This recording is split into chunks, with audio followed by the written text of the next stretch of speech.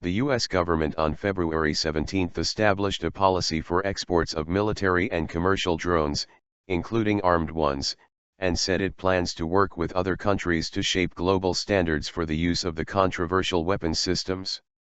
The State Department said it would allow exports of lethal U.S. military drones under strict conditions, including that sales must be made through government programs and that recipient nations must agree to certain end-use assurances.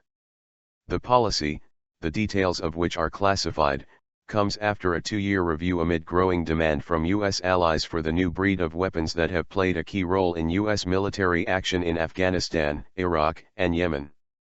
It could help U.S. companies boost sales of military and commercial drones in an increasingly competitive global market. Privately held General Atomics, maker of the Predator and Reaper drones, Northrop Grumman Corp., Textron Inc., and other arms makers have been urging Washington for years to loosen strict export curbs, which they say have caused them to lose orders to Israel and others in the growing market. Ideally, the policy would help industry better understand the current complex review process for drone exports, said Remy Nathan, vice president of the Aerospace Industries Association. He said AIA had asked for a classified briefing on the policy.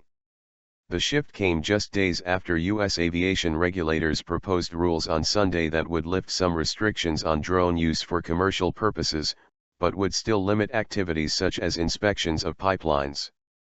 The change also follows stern warnings by top U.S. officials about rapid advances in weapons technology by China, Russia, and other potential foes, including unmanned systems.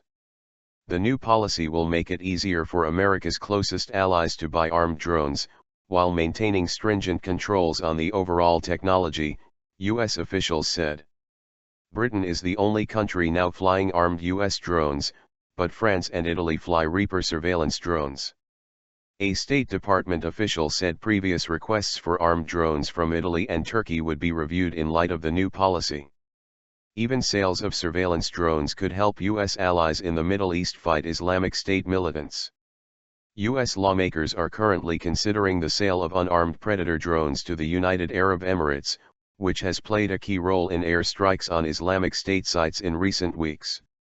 The policy maintains a strong presumption of denial of sales of the biggest drones, so-called Category I aircraft that have a range of at least 300 kilometers, 186 miles, and can carry a payload of at least 500 kilograms, 1,102 pounds, but will allow such exports on rare occasions. The official said there was no formal list of countries that would be eligible for exports of armed drones, and all requests would be evaluated on a case-by-case basis, with consideration of human rights, regional power balance, and other factors.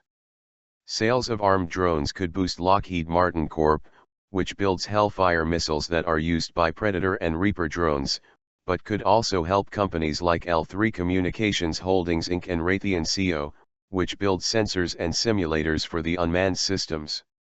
The new policy ensures appropriate participation for U.S. industry in the emerging commercial UAS market, which will contribute to the health of the U.S. industrial base, and thus to U.S. national security, which includes economic security, the State Department official said.